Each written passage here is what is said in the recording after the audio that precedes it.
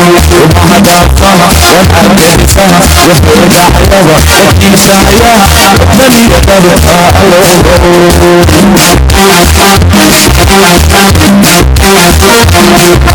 ومهدافها والأركسها وفيد عيضة اكتساياها بني يدرها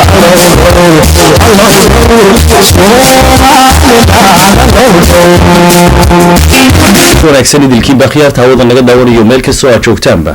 kusoo dhawaada barnaamij gaar ah oo telefishinka caalamiga home cable TV xarunta uu ku leeyahay Yurubta dhexe aanu waraysi kula yeelnay wasiirka wasaaradda madaxtooyada Soomaaliland iyo waliba wadooyinka mudane Xirsi Cali Xaaji Xasan oo isagu qayb ka ahaa wufuudii uu hogaaminayay madaxweynaha Soomaaliland Axmed Maxamed Maxamuud Siilayo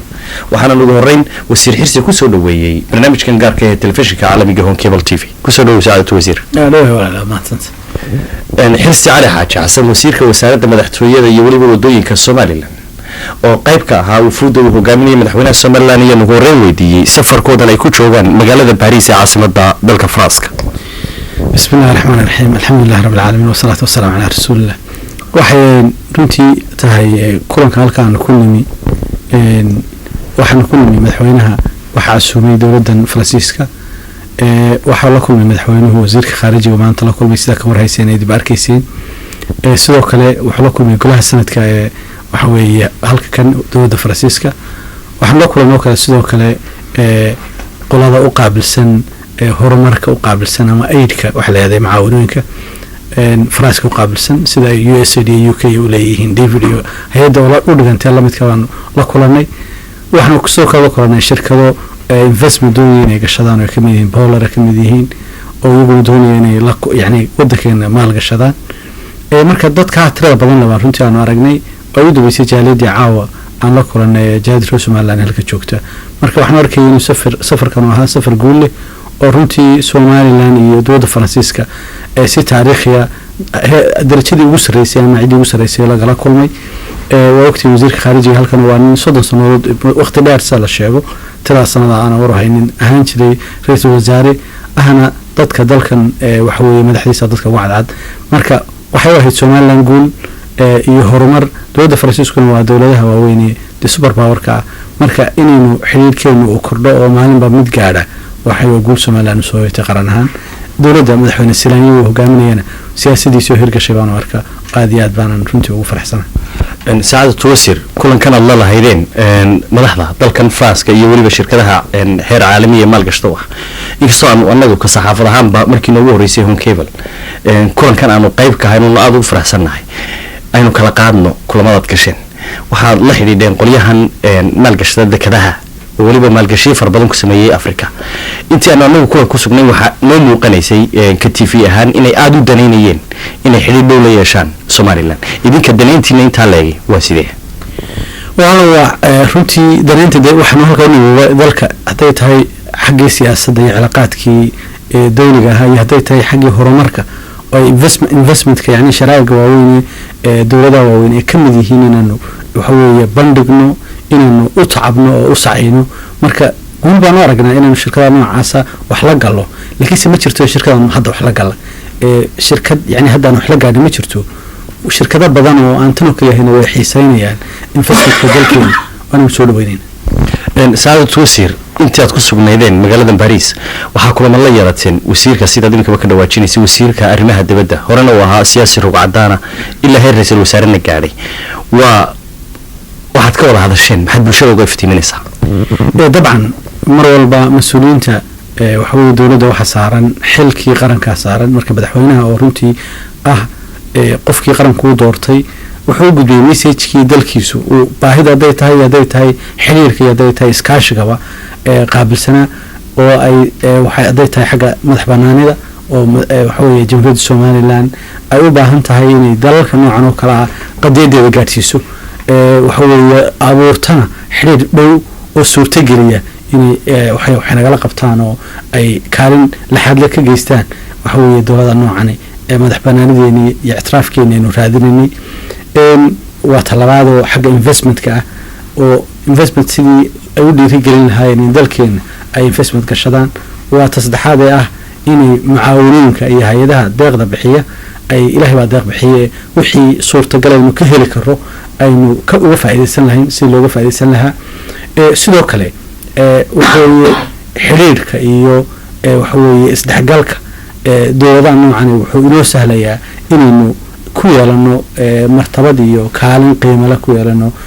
beesha caalamka saacadda wasiir waxaa waftigii hogaaminayay madaxweynaha Soomaaliland Axmed Maxamed Maxamuud Siilaanyo si karaamo iyo sharaf badan loogu soo dhaweeyay golaha Senatka ama golaha guurtida ee dalkan Faransiiska qaabilaadaydan qaabileen mid la mid ah qorshaysan tahay in mustaqbalka aad ku casuuntaan caasimadda Soomaaliland ee Hargeysa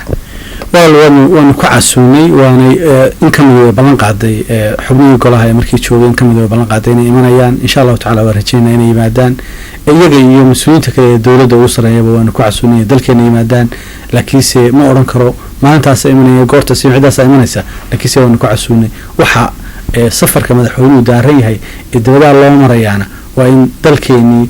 waxa weeye haday tahay tusidiisa haday tahay qiimo gelintiisa loo qiimo geliyo haday tahay muujinta kaalinteena bulshada ka joogno in dadka noocan ay inuu ogaadaan oo aynu waxa weeyaan gaarsiino dareenkeena iyo mowqifkeena markaynu ka gudubno safarkan aad ku joogteen magaalada Paris aynu dib ugu laabano dhinaca iyo Istanbul caasimadda dalka Turkiga waxaad ka qayb gashay shirkii shanaad ee wada hadallada Soomaaliland iyo Soomaaliya maxaad iyaga nooga iftiiminaysaa runtii waxay ahaayeen wada hadallada waxa Soomaaliya mudooyinka waqti bay soconayeen mar walbana waxa weeye waxay ahayd horumar baa laga gaaray darafkeena reer Soomaaliland wax laga wada hadlayay waa sidaynu u kala bixi lahayn inaga iyo Soomaaliya mar walbana miiska waxa yaala sidaynu u kala bixi lahayn waa arrin aan maalin iyo laba iyo saddex toban ku dhamaanayna u baahan process iyo waqti iyo isqancin la isku qanciyo iyaguna ay ku qanciyaan bulshadoodii inana aynu ku qancino haddii ku qanciyaan beesha caalamka ku qancino inaynu heshiin oo kadibna layna kala guro oo dunida kala gurto haddaynu kala guran karana inaynu kala gurano dabcan waqtiga dheer ee wada hadalku socday mar walba kaalin bay taagneen mar walba meel bay taagan tahay dadka qaarkiiba ama dadka wax dhaleecaynta ka adag baa laga yaabaa inay u arkaan ilaahdaan guuro lama gaarno waxa lama soo hooyin ka lama soo hooyin guushu maalin habeen kuma timaado waqti dheer bay baahan tahay qarankana mas'uuliyadda naga saaran ayaan u dhaaranay ayaanu aaminsanahay in bulshadeedu nagu kalsoon tahay sida darteedna waxaanu aaminsanahay in mar walba aanu ka soo hooyno guul tan u dambeysay oo guul bay ahayd tii ka horeysay guul bay ahayd haddaan kuugu dhufto carabka maalan wuxuu qaabka uu u socday shirku wuxuu ahaa in la qorsheeyo la habeeyo loo sameeyo geedi socodka wada hadallada loo sameeyo qorshe waxaad arkaysay qoraalka aanu kala saxeexnay hadday tahay framework processka wada hadalku soconayo hadday tahay wax la yiraahdo consequence balkliya consequence consideration wax la yiraahdo ama isku xiga qaabka isugu xigayaan consideration ku qaabka iyo muhiimadda ay kala horeynayaan hadday tahay wax la yiraahdo ajandaha laga wada hadlayo hadday tahay wax la yiraahdo implementationka sidee loo fulinaya hadday tahay wax la yiraahdo participationka sidee looga qayb qaadanaya iyo qaabkii baa looga qayb qaadanaya hadday tahay waxa la yiraahdo principal declaration u dambeeyay ahaa waxa weeye mabaadiida guud ee lagu heshiinay waxyaalaha noocaas waxay qorshihii iyo hanaankii wada hadallada marka qorshaha noocaas waxa weeye la soo dhigay meel walba wax faa'iido leh baa ku jiray oo qodobo faa'iido leh baa ku jiray kuwaas oo ahaa wixii hore maxaa laga fulinaya wadarkiisa hawada markii hore hore ugu heshiinayba qaabkii loo fulin lahaa dabagalkeedii waa ku jiray waxa ku jiray in la sameeyo la joogteeyo wada hadallada oo yeesho waqti mucayan oo loo sameeyo xafiis gaar ah oo secretariat loo sameeyo wax lagu heshiiyay marka in xafiis secretariat oo Turkiga maalgeliyaan oo inaga iyo Soomaaliya iyo Turkiga saddexdeena soo saddex goosoodka laga shaqeeyo Turkiga laga sameeyo oo noqdo process caalami ah waxa ku jirtay in waxa weeye beesha caalamka laga wargeliyo wal briefing laga siiyo joogto ah ama warbixin joogto ah laga siiyo hadday tahay African Union hadday tahay IGAD hadday tahay beesha caalamka kuwa kaleba in la wargeliyo oo dowladda Soomaaliland iyo dowladda Soomaaliya iyo Turkiga ay wargeliyaan waxa ku jirtay qodobada ahaa qodobka ugu dambeeyay ah xasuuqa ay geystay dowladii rajimkiisa aad barahay geysatay in la qiro oo ay noqoto waxa weeye midku lana wada cambaareeyo lana qiro gaar ahaan dhibaatadii Soomaaliland gaadhay waxa weeye وحنا سيد ما رنتي لو قاعدي قلب كحسوق ماها يعني أرن وحوي سهلا وأرنه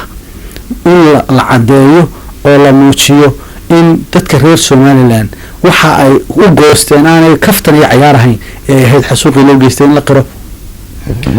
saacad wasiir marka aynu ka baxnay intaas oo dhan dhinaca kaftankeenu doonina balayno baadhno waxa ay wasiirkii ugu horeeyay ee chief of cabinet Soomaaliland loo magacaabo imikana waxa ay wasiirka wasaaradda madaxtooyada iyo wadooyinka labadaas miisaankoodu sidee buu yahay طبعا حلالك دقرن كوا فربدين قف با ميل بو كغلايو مربا ميل بو جوغا marka طبعا chief of cabinet waxay ahayd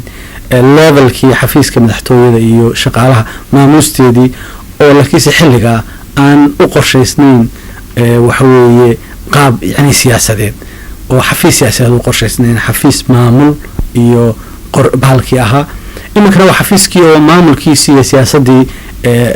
iyo taladii waxa weeye baalkaba ee qarankaba waxa weeye ay ku jirto oo ah yani ministerku waa political level ama wasiirku waa meel maxkamad siyaasadeed weeye oo la dhiilgaraysa yani siyaasadii tii gudaha iyo tii dibadda la dhiilgaraysa marka dabcan farqa noocaas u dhaxeeya waana aan ku faraxsanahay in labadoo soo mara aawo intii aad ku jirteen kulankan la lahaydeen bulshada reer Soomaaliland iyo marar horeba madaxweynaha jamhuuriyadda Soomaaliland adiga iyo team aad kamid tahay aad buu idinku faana kalsoonida aad siiseen inta leegta aan ku faraxsanahay in madaxweynaha ugu faano oo aan u ahay dadkii waxa weeye la shaqeynayay ku kalsoona waana runtii madaxweynaha reer Soomaaliland madaxweynaha Soomaaliland waa madaxweyne aan isleeyahay hogaamiyaasha nool waqtiga kan waa dadka wanaagsan la shaqeeyo waa qofka garta dadka la shaqeynaya kaalinta martoodu ka joogo waxa weeye ay u suurtooda inuu tiimkiisa guul gaarsiiyo kalsoonida uu ku qabo iyo dhiirigelinta iyo waxa weeye kaashiga uu kaashanaya darteed dawladyalintaas waxaanu ku soo gabagabaynaynaa waraysiga gaarka ah aan la yeelanay wasiirka wasaaradda madaxtooyada Soomaaliland iyo waliba wadooyinka mudane Xirsi Cali Xaaji Xasan oo aanu kula kulannay magaalada Paris ee caasimadda dalka France aad baad mahadsan tahay saacad wasiir